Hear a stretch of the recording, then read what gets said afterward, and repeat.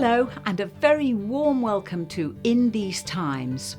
We're here to talk about mental health problems and how they affect your life. So I hope you're going to join me on the podcast and the YouTube channels in the weeks to come. We want to tackle the distress these issues can cause with the help of experts who regularly make a difference in people's lives, particularly those who work in the field of the talking therapies. But these programmes are very much about giving hope, and you'll hear from some of my guests who have walked through those dark places of the mind, but come out the other side. The mind is a strange and mysterious place to most of us, isn't it? But we've all got one, and sometimes we need help with the pain that it throws up. And that's certainly been the case for far too many people during the pandemic. So to do our best for you, we need your help.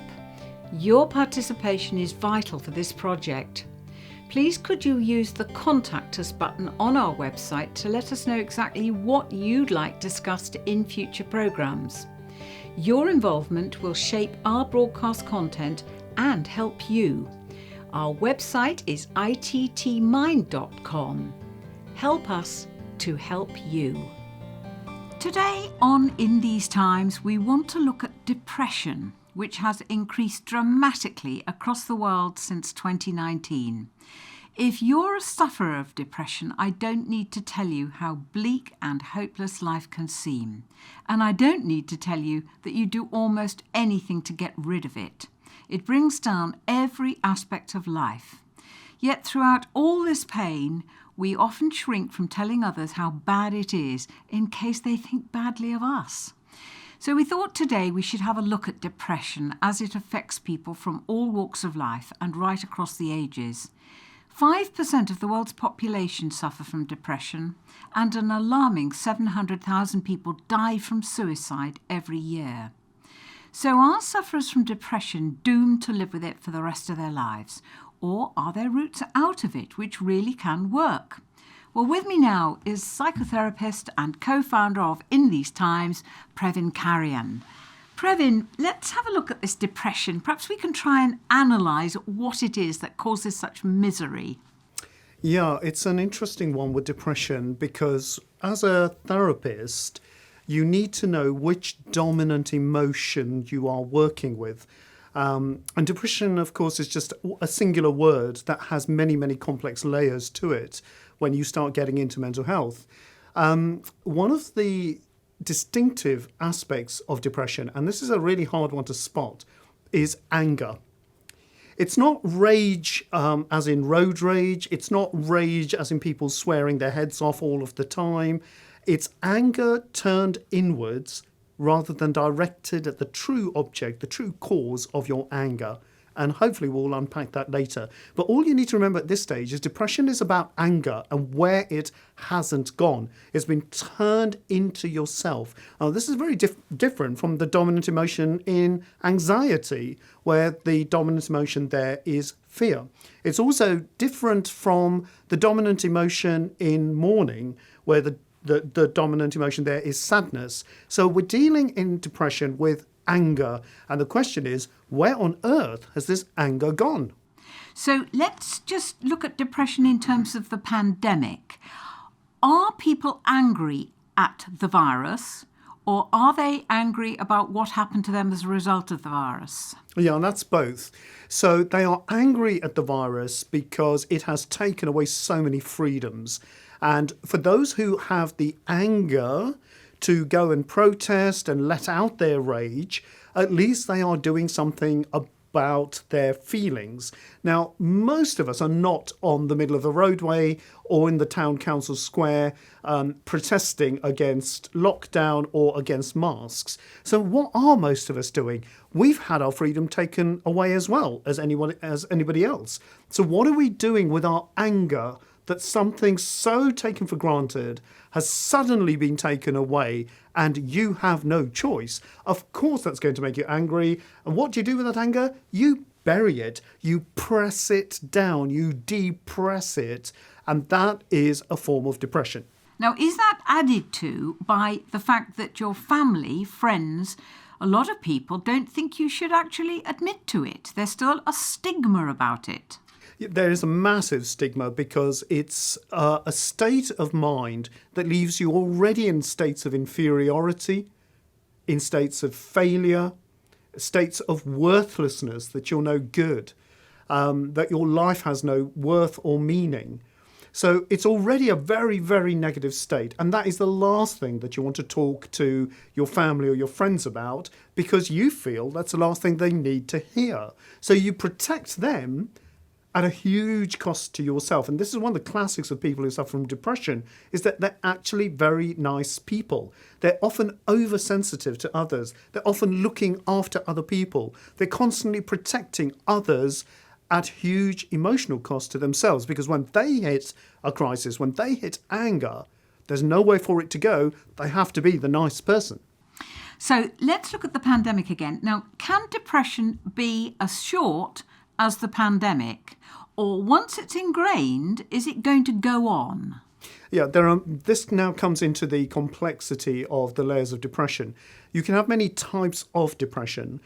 Some of them are what's called unipolar. Okay, so if we look at the standard classifications around depression, the popular one is bipolar, which means swinging between two poles, which we can look at later.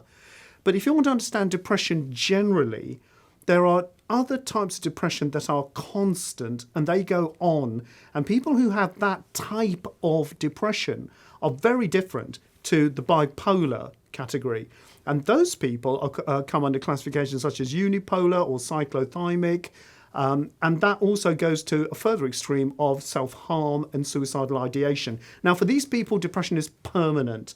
Okay, it doesn't happen in flashes or episodes. It is a constant grinding down of who they are, what they feel about themselves. And this goes on for years and years, as opposed to others who have an episode of depression and break down at work, or they break down in a relationship, and their occupation or their social world suddenly gets affected. That's very different. So they take to their beds, maybe, they hide themselves from other people, they might drink too much, they don't go to work.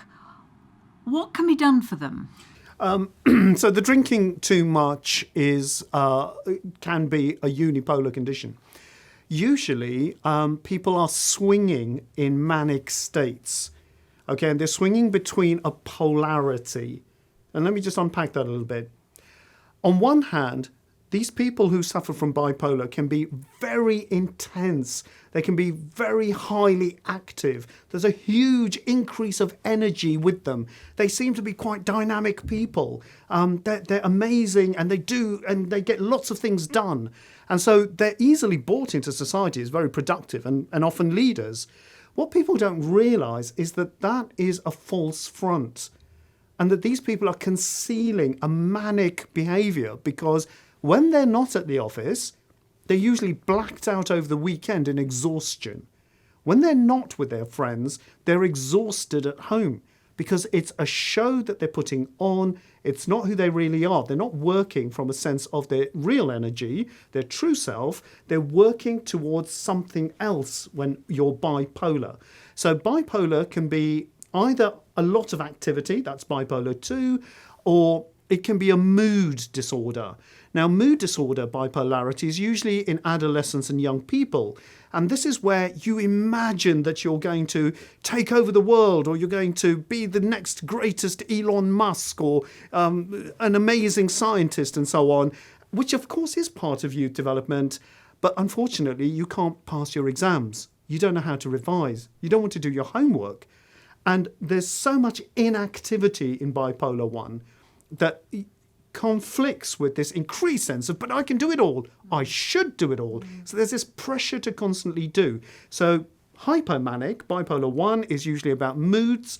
Bipolar 2 is usually about activity. The alpha male or female executive in a corporate is a typical example of that. And they're rushing around trying to get huge amounts of work done. But it can also be a manager at work. It can also be a teacher at school.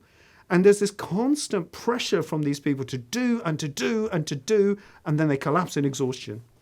Now, we hear a lot of cases, and it's alarming from children during the pandemic, of self-abuse, and some are cutting themselves or stopping eating. So are they forms of what you'd call depression?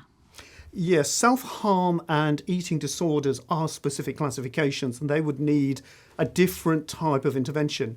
But of course, underlying that is a fundamentally depressive state in which their lives are worthless, they have no motivation, they have no connection with society. More painfully, they have no connection with the people who could love them the most, their parents or their friends. And why has that happened? Over time, society has gradually gone into a state where money is the only value and human life has none. Now, that's been government policy for decades and decades, but it's also become ingrained in households where the only value is money and making sure you can pay the bills or getting a bigger house or more cars and more holidays.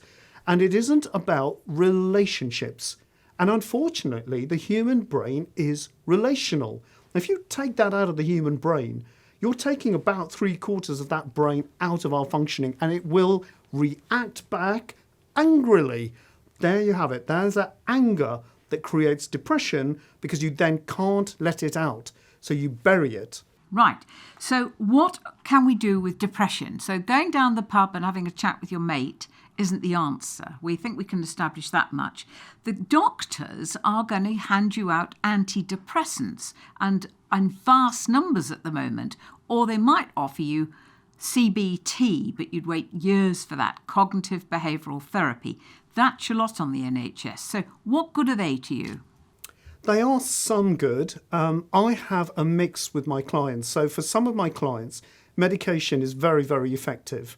And it helps them in a number of ways. It firstly helps them to admit that they have depression and not feel terrible about it. And they feel they can do something that, even though it's just suppressing the nervous system and shutting down things, it does help you to get through that episode.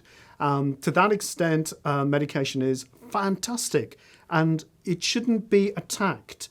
The other point is that for a lot of my clients, and I would say the majority of my particular clients, the side effects of medication are terrible. And if your side effects are kicking in and sometimes making you feel worse because they're shutting down your neurosystem, then you have to look for a different alternative and you have to come out of that. CBT is marginally helpful, but it is helpful because it helps you understand, look, you've got a mind. You need to do something about this. The depression is in your mind. So why don't you start working towards that rather than pretending that you haven't got a problem or it's going to go away? If I could just take you into a very difficult area, sometimes people develop all sorts of physical complaints, which apparently can come from the mind. So what do you do about those, and how do you know whether they're real or coming from the mind? That's a very simple distinction. Sometimes, if you have a medical organic problem with you, your mind will respond in some way. But it's usually not the mind that responds, it's the body. So if I have a tumour growing in me, for example, it's a medical organic condition. And it isn't that my mind gets affected, it's my body that gets affected. Sometimes I'll have a problem in the mind, and there is no medical problem with me. There's no organic diagnosis.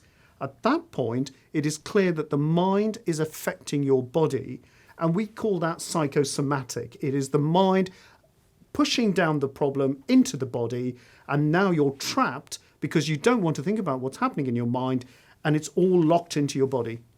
Now, a lot of people are suffering from this thing called long COVID. It's coming out very physically in many ways. It's very like ME, so a lot of exhaustion, can't do things, but it goes on and on and on. And nobody's very sure whether it has any psychological roots. Yeah, that's very specifically organic. With long COVID, you have a situation where people are fighting with an organic viral problem. And it's obviously affecting their lifestyle, obviously affecting their functioning. They usually feel a lot of panic more than depression. But as it goes on and you realise how decapitated you are, how incapacitated you are. You can't do things anymore. You can't think things anymore. Of course, there's going to be an accumulated depression, which is anger that you can't be the same person you were before. And therefore, is it a good idea they find a therapist or a counsellor to take some of this anger off them? Absolutely, because what they need to come to terms with is the reality of their condition and stop being angry about it and accept it for what it is and reconstruct your life from where you are. Because it is terrible to have to say it, but they won't be the same person again. I have known people who've been badly affected by COVID. I've known people with long COVID. And it is a horrible sense of never being able to be that same person that you were again. But it does happen to life. You know, life brings us those moments where we can't be the same person that we were before the car crash. COVID is a major car crash. Well, we'll certainly come back to long COVID, I'm sure, during some of our talks. I think we've got to really talk about self-harm. We've also got to talk about people who do reach a terrible state when they really want to take their lives. Either they think about it and don't do it, or they do it, and a very alarming number of people are doing it as a result of this pandemic. So the problems of self-harm and suicidal ideation do sit along that unipolar depression of constant depressiveness. It isn't something that just popped out one day or popped out over a few months or a few years. It has been accumulating structurally over many years of your life. So to get to a point of self-harming, to get to a point of suicide, okay, you have to be incredibly angry with yourself to do that. These are very angry actions. Now, when you say that to somebody with depression or self-harming or suicidal, and you say, oh, you're an angry person, they literally don't know what you're talking about. Because what they're feeling is that they're worthless. They're feeling that they're a burden on other people. They're thinking it's better to end their life than be in this misery and drag this misery around with everybody else. So they are not seeing themselves as angry. Yeah? But the action of taking your life requires enormous hate. It requires enormous anger to actually think it and go through with it. So that's where the anger is so buried that it becomes invisible in depression, but it is there. Now, with self-harm, it is more about an alleviation of pain that goes on mostly in adolescents and young people, because they have no one to talk to about their feelings. So if that is the world we're living in, if that is the world we're generating because money is the only value and human life has none, and all that everybody cares about from government to households and parents is money, money, money, then we destroy our relationships and children are going to be in these depressive states. So, Previn, we've had a question, and this is from Mary, who's in Australia, and she says, I've been prescribed 3 different kinds of antidepressants over the years by my doctor, yet I still feel I want to end my life. It just feels all pointless. What can I do?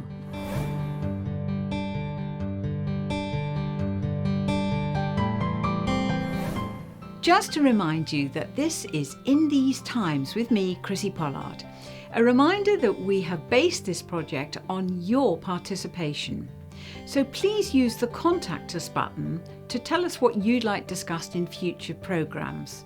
And please also use the Donate button to help us make more programmes for you. Our website again is ittmind.com. Help us to help you.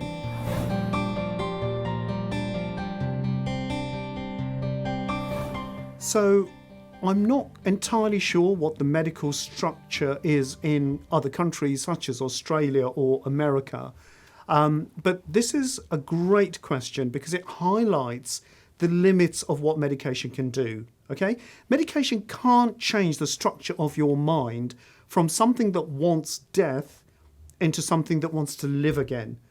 That's not a chemical issue. That's a question of the structure of the mind. And you have to get to therapists who do deep work to unlock that kind of self-hate and that kind of worthlessness where literally your life has no more meaning. Now, if it's not a medical issue, You then need different models to understand suicide and self-harm. And of course, we will be specifically spending a whole interview session on that. We will also have posts on our blogs. Please make sure that people read them. But it is a complex area, but it's very structural, so it is understandable. You don't have to live in self-hate. You don't have to live with all this anger directed at yourself. There is a way out of this dark tunnel. Yes, and therapy costs money. We've touched on this on other subjects, but I know your view, it's always an investment for the future, and of course, to find out where the anger's coming from. Yes, and now we get to the problematic of what are you paying for when you go and see a therapist? It's not a car, okay? It's not a holiday. It's not a tangible object that you can go whoopee about. It's not a bigger house. It's simply your mind. And the question is, what is the price of having a mind of your own? How much does that cost? And what is its value to you? If you can change the way you make decisions about your life, if you can change the way you feel about yourself and have a different relationship to yourself than you did before, what is the price and the value of that?